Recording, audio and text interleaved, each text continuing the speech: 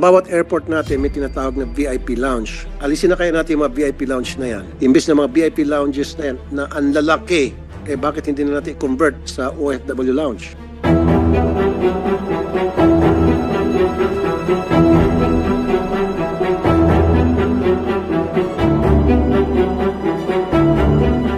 Bakit dito lang kayo nakaupo? Wala pong bakante, ma'am eh. Occupied na po lahat yung mga upuan. Paano yan, sir? Dito lang kayo habang naghihintay? Opo, ma'am. Antay na lang hanggang sa hanggang sa mag-departure po kami. May mga kasama po kayo? Opo, yun po, ma'am. Ayan. So, ito, mga seaman din po. So, sila nakaupo. So, kayo, sir, kung kayo po ang tatanungin bilang OFW, pabor kayo doon yung magkaroon ho ng Balikbayan Hub dito sa airport natin? Opo, syempre. Para din naman sa amin yun eh. Sa mga OFW para maging komportable kami. Paalis at pabalik. Maganda yung sa ma'am eh. Airport sa SG. Kahit magantay kami na isang 24 hours baka halimbawa pagdating namin dito pagdating namin sa SG tapos mag-antay kami ng 24 hours okay lang naman po kasi komportable naman sila doon. Anong meron doon? Kasi may lounge doon parang Marineers Lounge. Marineers Lounge. So doon may parang siyang hotel tapos para sa mga OFW po. So dito wala pa? Wala pa po eh. Kasi pag dumating kami doon may tulugan, ma'am eh. Dito? Habang wala eh. Sa sahig? Sahig. Papunta akong Damam. Saan pa po kayo galing? Sa Taclob, Barangay Rizal 2, Babatnon, Leyte. Ilang oras na po kayo naghihintay dito? Dumating ako kasi dito 7. 7 a.m. Tapos ang flight niyo po ay? 1:30. Naka-idlip na nga ako doon. Mami, kung kayo po ang tatanungin ko, mas gusto nyo sana na magkaroon ng lounge dito para sa inyong mga OFW? Mas mabuti sana. Katulad ngayon, wala na akong panggastos. Nauhaw na nga ako. Wala na. Yun ma'am, yun yung gusto ni Senator na yung mga OFW po natin habang naghihintay dito may libreng pagkain, tubig, yan importante po.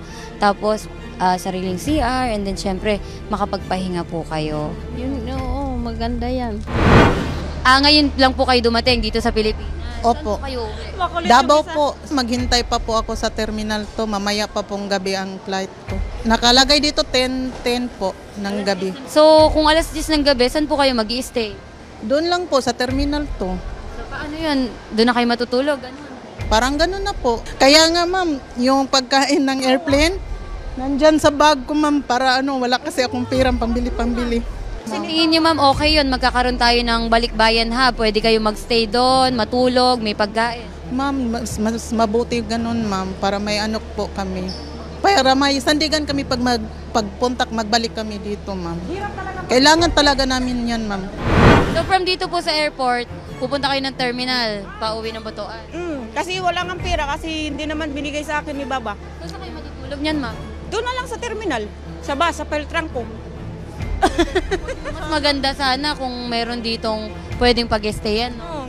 Wala eh.